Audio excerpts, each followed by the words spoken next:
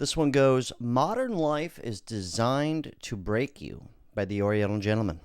All right, buckle up. We got a good one today. Let's blow this bad boy up. This one's by Alex Wee, and this should be fun. Had a lot of comments, so ruffled some feathers.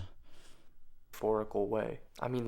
Modern life is designed to break you. And no, I don't mean that in a poetic, metaphorical way. I mean literally. Your job, your relationships, your lifestyle, even your sense of self. All of it is set up in a way that's meant to drain you. In a way that makes you feel like you're constantly behind, constantly not enough, constantly stuck, and constantly not as good as other people around you. And if you feel that way, it's probably not your fault. We're all going through something like this. Aside from the... Oh my God, off rip, just nails it. I think the worst is like right around 27.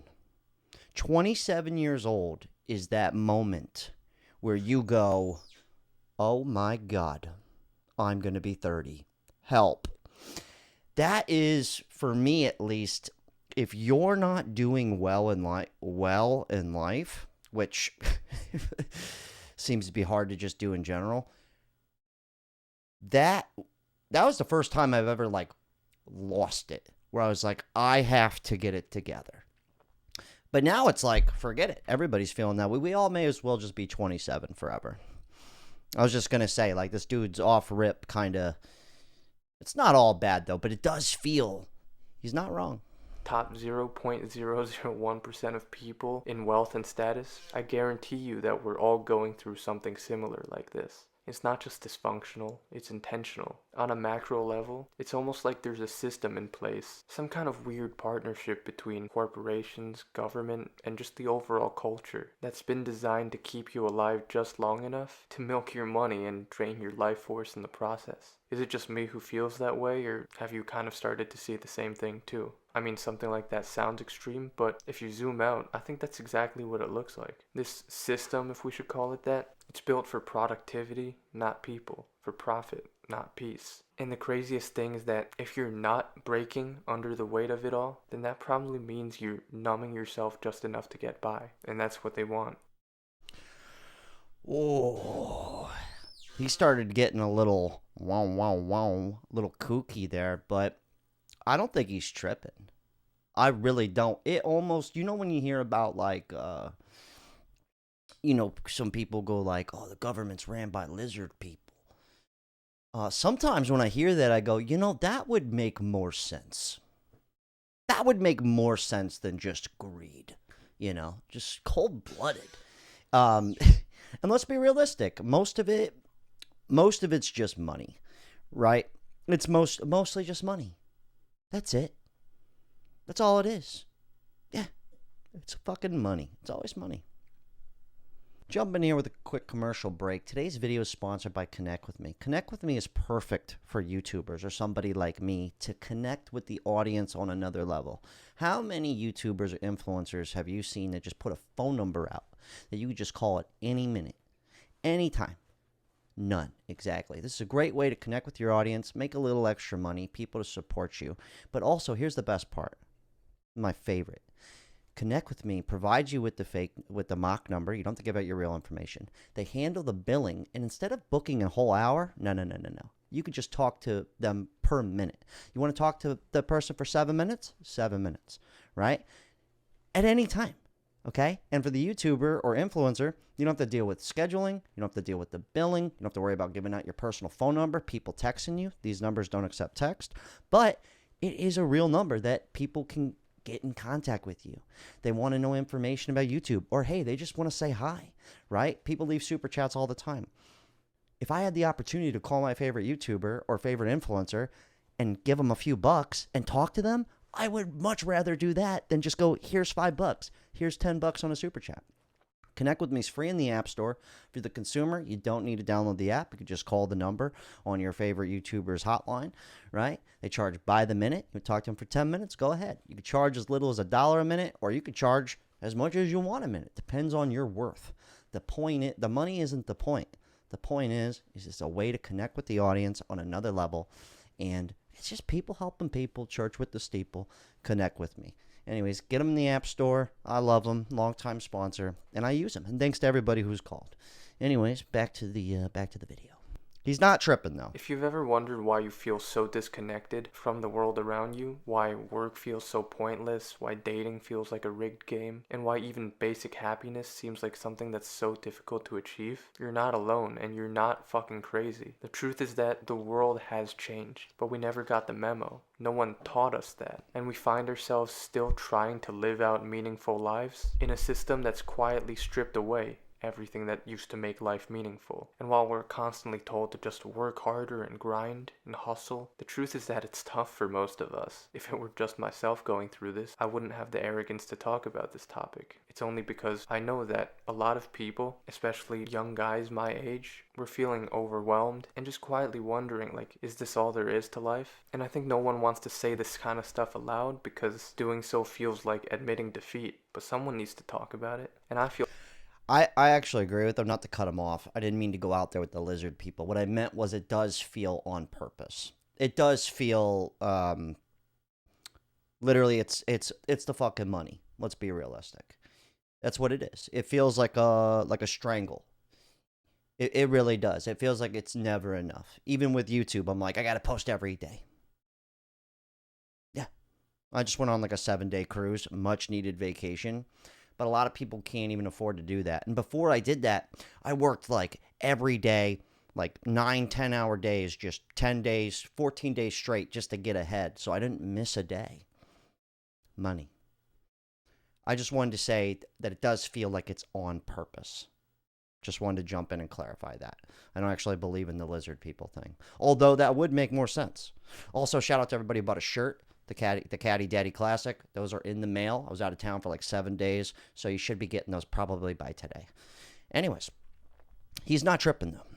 I feel fine with doing that because I don't see it as defeat. I see it as awareness. And awareness is the first step to breaking free. Because what we're up against isn't just a country, a corporation, or a culture. I can't even explain it, but it just seems like some kind of machine that's designed to keep you constantly tired, consuming, and distracted from what's really going on.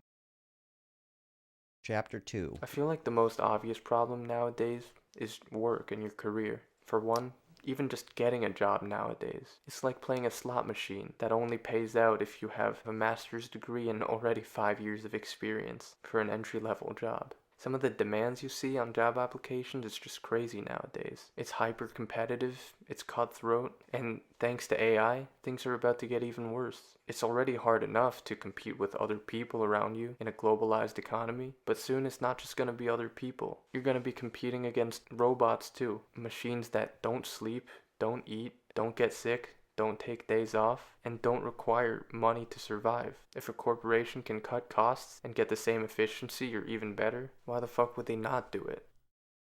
It seems like the job market is just evolving faster than we can adapt, and most of us are left scrambling to catch up if you're not like the top 0.1% of talent. But let's say you do go through all that hassle of applying to the job, and you do get it. Congrats. What's next? You get to work 9 to 5 for the next 40 years of your life while the government takes your taxpayer money and sends it to Israel, giving your entire life and your energy to a company that can just let you go without warning if they ever wanted to. But during the time that you are lucky enough for them to allow you to work for them, you spend your days doing tasks that just feel meaningless. Sitting in boring meetings, writing mundane emails, and overall just pretending to care about things you don't really care about, if we're being honest. Also, you can do what? Oh, man, that's brutal, dude.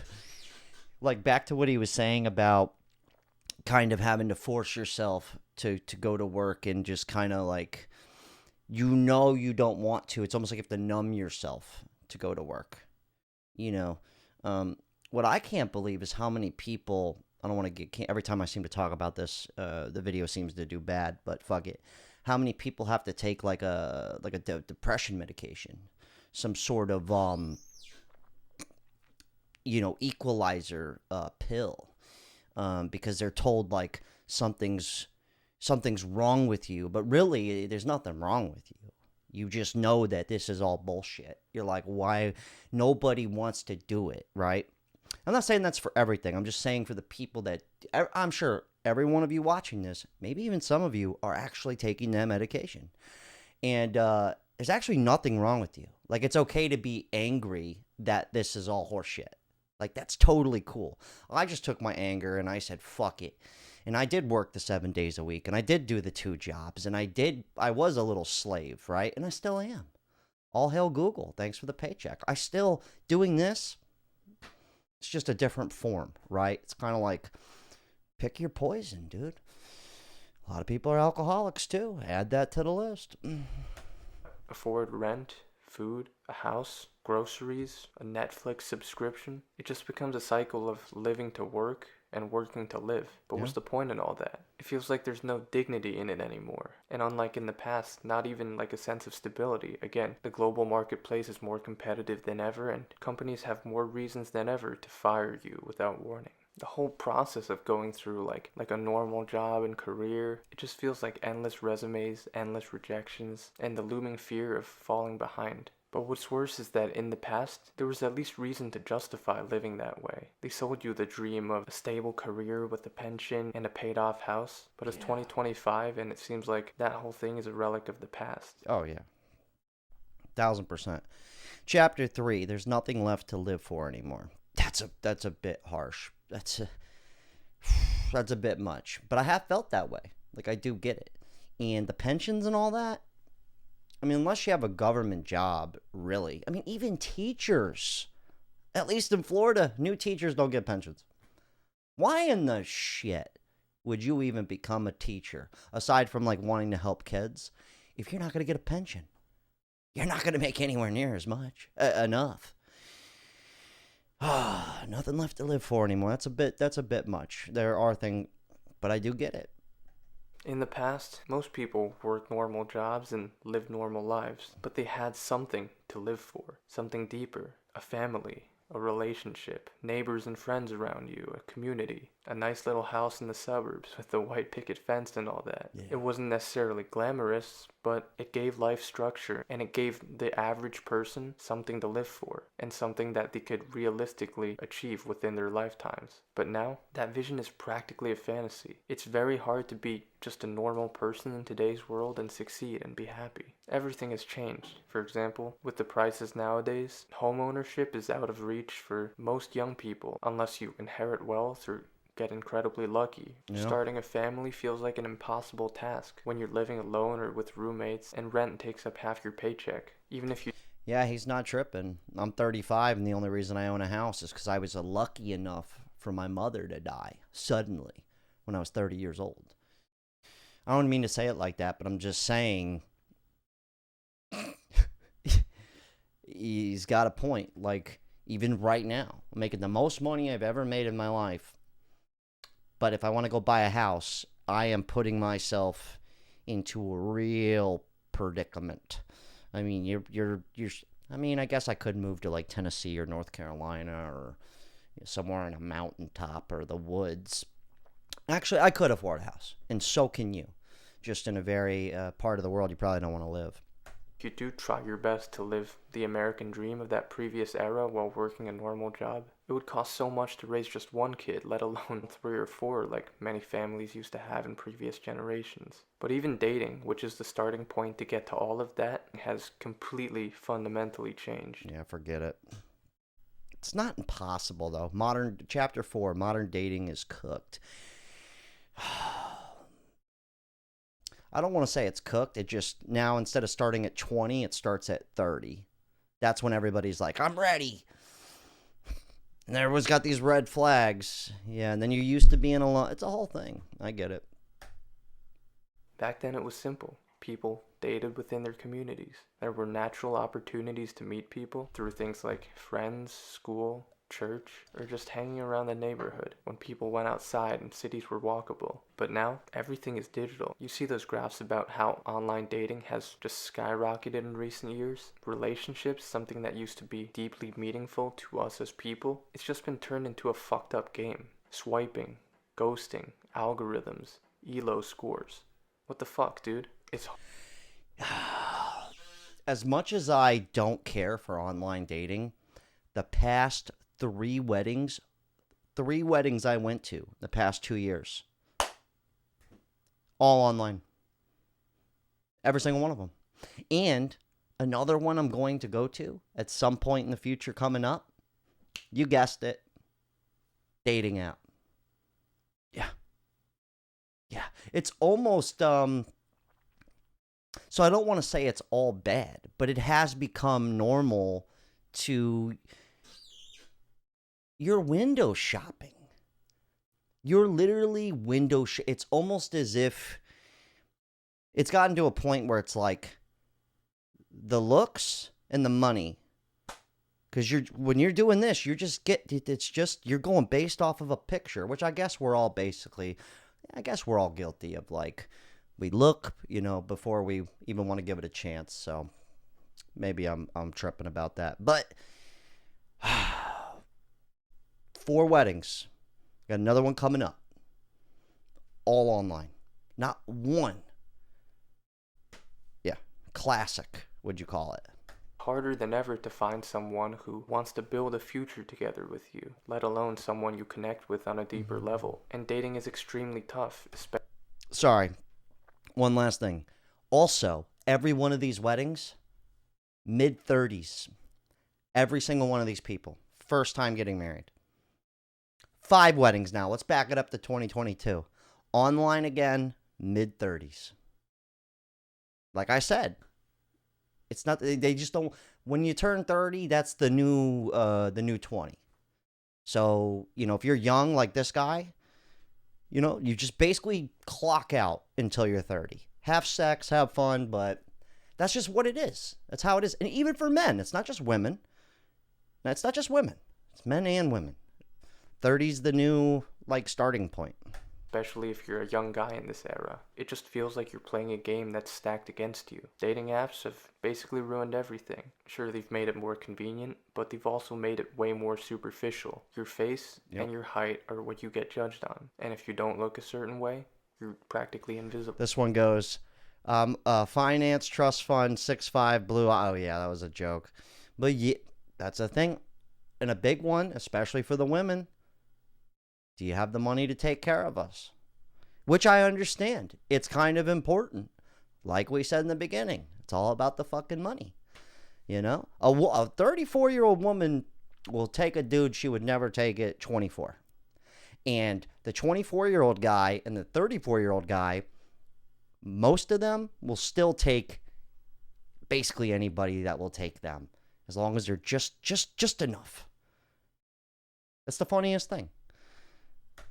You can be a kind, thoughtful, intelligent person, but if your photos don't scream 6 foot tall with a chiseled jawline, yeah, good luck. Good luck with that. Yeah. And even if you do match with someone, the odds of it going anywhere meaningful are so slim. It seems like everyone's dating with 1 foot out the door already, and especially girls who have so many options on these dating apps. It's like trying to pick from a buffet. Everyone wants to keep their options open. Everyone wants to find the best person on paper instead of finding a person who's good enough and then trying to build the best relationship from that. So yeah, the only real successful relationships are you guys best friends or not? That's the truth.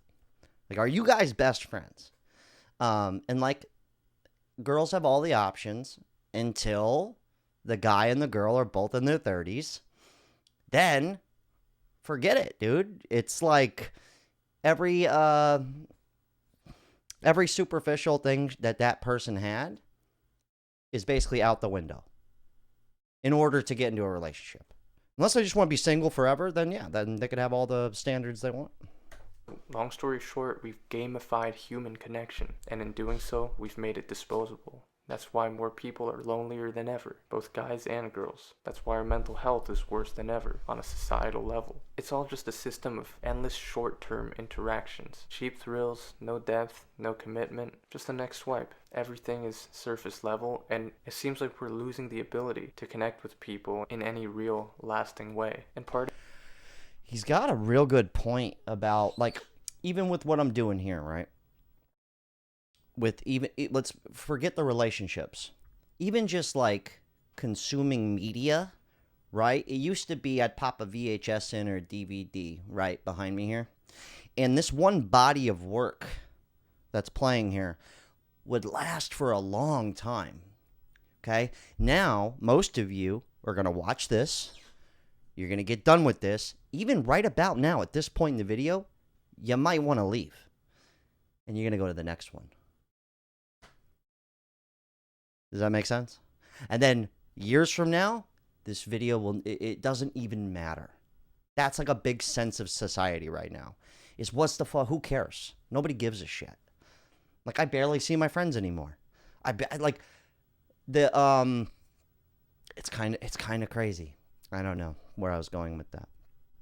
Part of it is because even the cultural messaging has shifted. A lot of people, but especially women nowadays, are encouraged to prioritize career and independence over everything else. Like, I want to be a boss babe. And that's fine if that's genuinely what you want to do. Like, no one's here to judge your life preferences. But if we're just being honest, it's led to a dynamic where relationships are seen as optional, even burdensome. And again, while some people might enjoy that freedom, I feel like a lot of us are afraid to admit it, but on a deeper level, we're craving something more. And that gives rise to the loneliness epidemic, as everyone likes to call it. Everyone is lonely. So he's got a great point. When I was 25, 24 to 28, single, I was mingling, baby. You drive me crazy. Yeah, dude, it was awesome. But the truth is once you're 30, you're basically dead. No, I'm just kidding. But once you're 30, all your friends are 30, and you start seeing each other. You stop seeing each other all the time. You're not hanging out anymore like that, okay? The whole single forever notion kind of gets... It's really not that dope. It's easy to be single when you have a bunch of friends, a community, and all of that. But once that kind of goes out the window, that's why, like, have you noticed with, like, I don't know about your parents, but aside from, like, having a function or a get-together, they're really not hanging out with people. I don't know if you guys experience this. They don't have people over on a weekly basis. It's really only when we have a get-together, a party at the house, or party at their house. There's a reason for that. And the same thing is going to happen to you and me. And so that's why I have a girlfriend. We're probably going to get married. We're going to have a kid. Okay. And then she's going to take everything I have, according to you guys in the comments. No, I'm just kidding. But I spend all my time with her.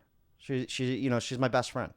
And then if I'm lucky, I get to see a friend or two once a month. If I'm lucky. Right? And we never get together, have cookouts or fucking parties or anything. Like, forget that. That's almost like, I don't know how my parents pulled that off. It's all about the money. No one has the time or can afford it. It's hilarious. All right, let's let him wind this down and we'll get into the comments. Ironic that we're the most connected generation in history, but also the loneliest. You see the studies about people who say they feel like they're chronically lonely, and the numbers are only going up. Social isolation is really like a public health crisis, but no one's talking about it because no one wants to admit their problems. Because I feel like people think that's embarrassing to admit. But just being real, most people that I know live alone, work alone, scroll alone, and just aren't in relationships either, at least not long term. Me and my friends spend way too much time sending each other reels on Instagram, but even though we're technically connected through our phones, it's not genuine. And in general, just through social media, we find ourselves watching other people live their lives while quietly wondering why ours feel so empty. But the truth... Okay, this guy's getting deep. I'm going to leave it there. You guys can finish him. I'm going to finish it out. You guys can finish him out as well, but he's absolutely right. And you know what my fondest memories are? It's not of the video playing behind me or this video right now that you're watching. Yeah, some movies are great, sure. Right? But my fondest memories and the ones that are deepest is usually with somebody else.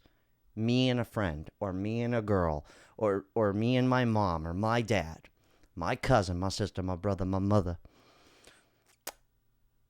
Those are the fondest memories there are. And I actually get a little bit bummed. And I try to make it a point. I just texted my best friend, my brother, and the best friend in the world, Nick. I texted him today. I said, hey, we got to make time this week. Right? My boy Johnny. I was like, hey, at least once a month. He did that. He was like, hey, assholes, group chat. Why don't we see each other but twice a year? And I said, you're right. So I think women are better at that. But anyways, still some time. Great video. I'm going to finish it out with that. Give him a like. Okay, let's go down to the comments. Let's see here. You're not broken. You're just awake. Perfect quote. Yeah, that's back to like the medication thing and stuff like that. It's like, you're not wrong, dude. Like, I'm pissed too, Everyone is trying to get you addicted to their products. It's honestly quite insane when you think about it. Yeah, dude, just buy a shirt already. Just kidding. But it's funny because, like, this shirt is like, I made this shirt because I wanted this feeling. I couldn't find this shirt anywhere, so I made it. But I wanted this feeling of, like, something that almost doesn't exist. Like a better time or something. We're trying to nostalgia or some shit. Take it from an old guy who was a young adult in the 90s, because I used to be young once. Life was so much better then. It's not just in your head. It's being it's not being exaggerated. You're right to be suspicious and angry. This honesty doesn't even feel like living in the same country as it did back then. Maybe not even the same dimension. Every single thing is worse now. Yeah, you know what? I just went on a cruise for 7 days, and I didn't have my phone the whole time. Just left it in the room. I had no cell service. But I got to tell you, it was so nice that when I got back home, I actually did it for like 2 more days. I was like, yeah, I'm going to stay on vacation for a few minutes. Like, it felt so good because my job's online. Everything's online, okay? But it felt so nice to just completely disconnect from that. Made some new friends. It really was refreshing. I highly recommend a cruise if you can swing the money. Money has become everything, which is horrible and dehumanizing. Yeah, 1,000%. It is by design. Broken people won't rise up against the system. To the man. I don't want to go to prison. Finally, a real human that's not trying to manipulate men into buying their course or t-shirt. Just joking. I just think it's a dope shirt. My heart goes out to Gen Z. You truly deserve a better world than this. All right, last comment. Economic slavery. Free your... No, okay, not that one. Let's go to this one. I feel this so much. I'm 38, single, no kids, work a boring, unfulfilling, blue-collar government job. I literally just go to work, go on Instagram, and go to the gym. Yeah, I go to the gym trying to get up and work on my fitness. Know what I'm saying? I'm just kidding. I just want to be physically good. But a lot of people at the gym. A lot of people. I'm talking too many people, dude. He goes on Instagram, goes to the gym. I'm fairly attractive and in great shape. So I get plenty of attention on Hinge, but I don't even respond to the messages anymore because of how transactional dating is. I haven't even been on an actual date in like 2 years. I pray and I go to church, but life just feels so hollow, and every day feels like the same. I'm trying to make it to bed so I could stop thinking for 8 hours. Good God. Shout out to Alex Wee. I'm going to subscribe to the young cat. But there's things like in my life, for instance, like skateboarding or going to the beach. I live in South Florida. Like having these small hobbies, sex, right? If you're able to get that, that few moments I have with my friends, adding new things into the mix too. Those can easily go to the wayside. It used to be I go to work so that I can go and skateboard more and afford to do the fun stuff. And I think that's a big thing we forget to do. I'm guilty of that too. Is we forget, like, hey, I'm doing this bullshit here, this filming thing here, talking to you guys, trying to make a buck. I'm doing this so that I can go enjoy my car, take a drive, so that I can enjoy enjoy your women. No, I'm just kidding. Like, so I can go skateboarding, so I can go to the beach, so I can go on that cruise, and I can have fun. And I think we forget to do that. I really do. And money. So that's fun. Anyways, solid talk. Jesus. Life will break you. Unreal.